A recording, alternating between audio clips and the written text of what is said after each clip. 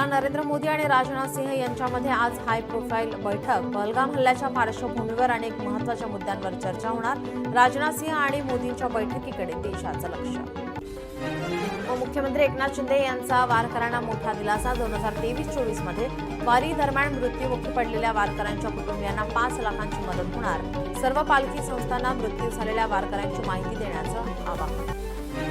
Elphinstone पुलाच्या मुद्द्यावरून आदित्य ठाकरे स्थानिकांसोबत गणपतराव कदम मार्गाचे काम पूर्ण होईपर्यंत आणि सायन पूल वाहतुकीसाठी खुला होईपर्यंत आम्ही सरकारला हे कनेक्टर बंद करू देणार नसल्याचं आदित्य ठाकरेंचं वक्तव्य।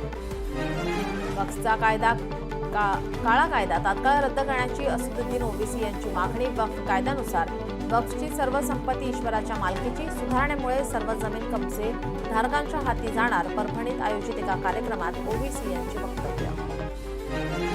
सामनाच्या अग्रलेखातून सरकारवर टीकास्त्र। देशभरात हजारो पाकिस्तानी आले कुठून? हल्ल्यानंतर सरकारला पाकिस्तानी नागरिक आठवले का?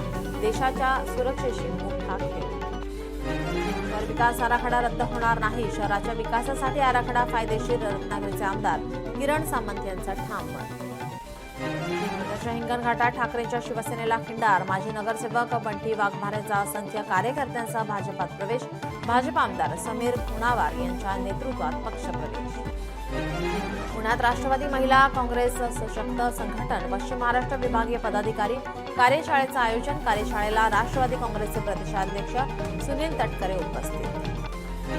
सीईआरटी 7वीच्या अभ्यासक्रमात बदल। एनसीईआरटीने मुघल दिल्ली सल्तनत हे विषय काढले। महाकुंभ आणि चारधामाचा अभ्यासक्रमात समावेश। गणिताच्या पेपरमध्ये घोळ। गणिताच्या पेपरमधील निम्मे पर्याय चुकीचे। 20 ते 25 प्रश्नांचे पर्याय चुकीचे असल्याने गोंधळ। काही प्रश्नांचे 4ही पर्याय चुकीचे असल्याचे विद्यार्थ्यांना आढळले। सोलापूरच्या कृषी उत्पन्न बाजार समिती निवडणुकीची आज मतमोजणी। भाजपाचे आमदार सचिन कल्याण शेट्टी आणि भाजपाचे आमदार सुभाष देशमुख यांची प्रतिष्ठा पणाला। दुपारपर्यंत निकाल हाती येण्याची शक्यता।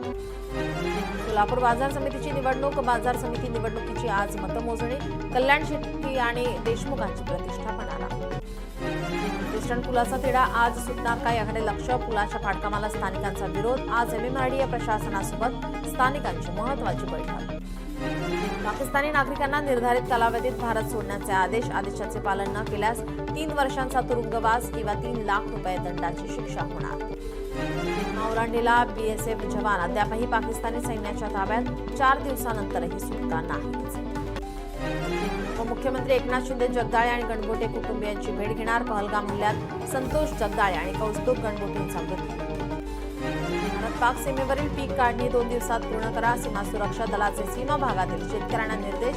सीमा भागात सुरक्षा वाढवली। पंजाबला सर्वात जास्त फटका। सीमा सुरक्षा दलाचे सीमा भागातील शेतकऱ्यांना निर्देश। पुण्यातील काश्मीरी विद्यार्थी पुणे पोलीस आयुक्तांची भेट घेणार। विद्यार्थ्यांवर होत असलेले हल्ले आणि भीतीच्या वातावरणामुळे संरक्षण देण्याची मागणी। पहलगाममध्ये 22 एप्रिलला दहशतवाद्यांचा पर्यटकांवर हल्ला। हल्ल्यानंतरही पहलगाममध्ये परदेशी पर्यटकांचा ओघ। परदेशी पर्यटकांचा पहलगामला भेट देण्याचा निर्णय। पहलगाम दहशतवादी हल्ल्यानंतर पाकिस्तान घाबरले। मोठ्या नेत्यांचे कुटुंब देश सोडून पळून जाऊ लागले। बिलावल भुट्टो कुटुंबासह पाकिस्तान सोडून कॅनडाला। भारताच्या कारवाईमुळे पाकिस्तानमध्ये भीतीचं वातावरण।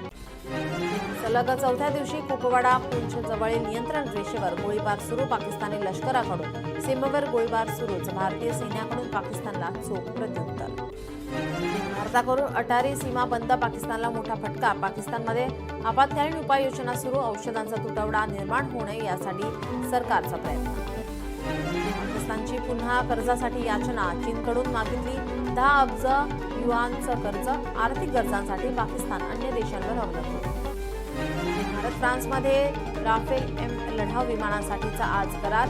करारांतर्गत भारत 26 राफेल मरीन लढाऊ विमाने खरेदी करणार।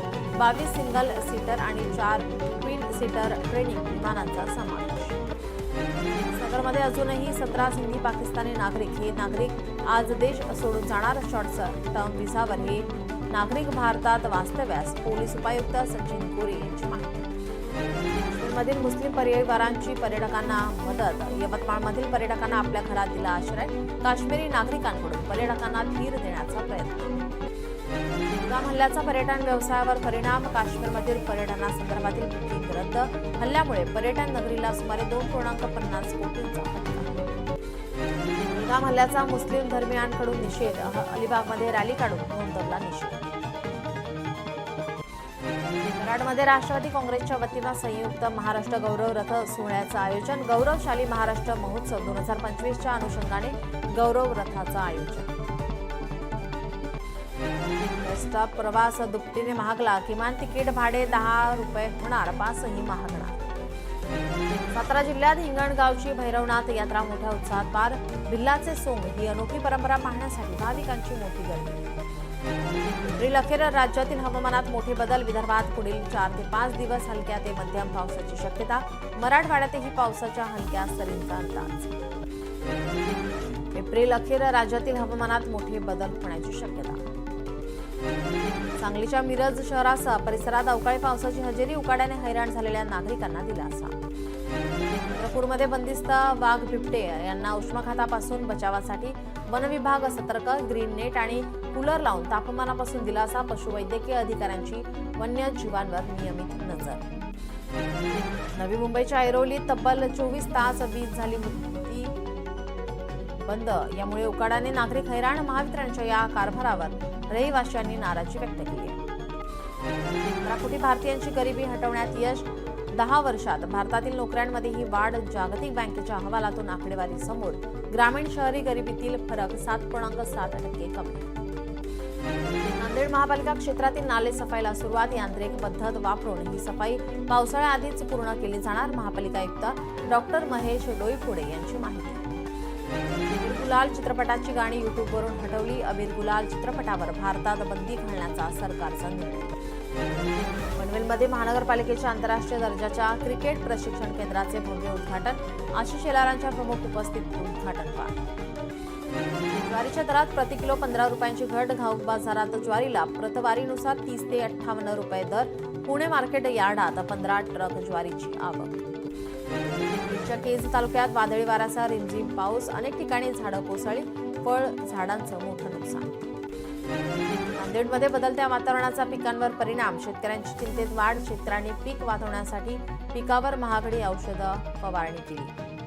हेडफोन घालून वाहन चालवणाऱ्यांवर कारवाई होणार. परिवहन मंत्र्यांच्या बैठकीत निर्णय होणार. तक्रारीसाठी संपर्क क्रमांक दिला जाणार. कारखान्याकडे जाणाऱ्या 11 गोवंशीय गायींची सुटका. बीडच्या पाटोदा पोलिसांची धडाकेबाज कारवाई. पालघरमध्ये भूकंपाचे धक्के. डहाणू तलासरी भागात संध्याकाळी 7:23 सुमारास भूकंपाचे धक्के जाणवले. नागरिकांमध्ये भीतीचं वातावरण. धाराशिवमध्ये कचरा डेपोचा प्रश्न पुन्हा एकदा ऐरणीवर. कचरा डेपोमुळे परिसरात मोठ्या प्रमाणावर दुर्गंधी आणि धुराचे साम्राज्य पसरत असून नागरिकांमध्ये आजाराचे प्रमाण वाढते. कचरा डेपो इतरत्र ठिकाणी हलवा या मागणीसाठी महाविकास आघाडीकडून आमरण उपोषण. केरळच्या तिरुअनंतपुरम विमानतळाला बॉम्बची धमकी. आंतरराष्ट्रीय विमानतळाला बॉम्बने उडवण्याची धमकी. विमानतळावर चौकशी सुरू. सुरक्षा वाढवली. विना तिकीट प्रवास करणाऱ्या प्रवाशांविरुद्ध कोकण रेल्वेची कडक मोहीम. 2024-25 या आर्थिक वर्षात तब्बल 9,731 विना तिकीट प्रवास करणाऱ्यांना प्रवाशांवर 23 कोटी रुपयांचा दंड बसवला. कोल्हापूरच्या सिद्धेश्वर तलावात शेकडो मासे मृतावस्थेत. भाविकांना माशांच्या दुर्गंधीचा त्रास. दूषित पाण्यामुळे माशांचा मृत्यू झाल्याचा प्राथमिक अंदाज. अकोल्यात कुरणखेड तीर्थक्षेत्र चंडिका देवी मंदिराच्या दानपेटीतील रक्कम चोरीला. घटनेने परिसरात खळबळ. पोलिसांकडून अधिक तपास सुरू. नागपूरच्या रामनगर परिसरात दुकानाच्या कार्यालयाचं कुलूप तोडून रोकड लंपास. अज्ञात आरोपीने 3,60,000 रुपये चोरले. अंबाझरी पोलीस स्टेशन हद्दीतील घटना. चिखली रोडवरील ऑटो गॅरेजला भीषण आग. लाखोंचं नुकसान. धुराचे मोठे लोळ उठत असल्याने आता परिसरात भीतीचं वातावरण. उल्हासनगरमध्ये ट्रकला भीषण आग. ट्रकमधील संपूर्ण साहित्य जळून खाक. अग्निशमन घटनास्थळी दाखल. एपीएमसी मार्केटमध्ये धक्कादायक प्रकार. किरकोळ वादावरून व्यापाऱ्यावर हल्ला. हल्ल्यात व्यापाऱ्याचा मृत्यू. कुटुंब जखमी.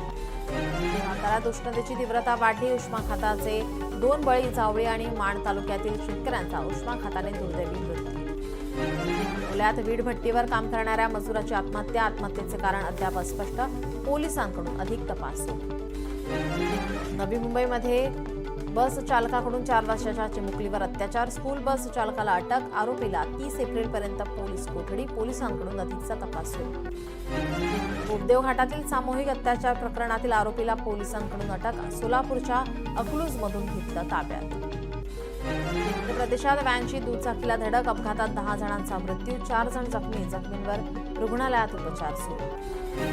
बुलढाण्यातील खामगाव रोडजवळ कारचा अपघात, 2 जण गंभीर जखमी. चालकाचं नियंत्रण सुटल्याने अपघात झाल्याची माहिती. अकोल्यात वाढती गुन्हेगारी रोखण्यासाठी पोलिसांचे कोम्बिंग ऑपरेशन. विविध गुन्ह्यांमध्ये वॉन्टेड आणि तडीपार असलेले आरोपी ताब्यात.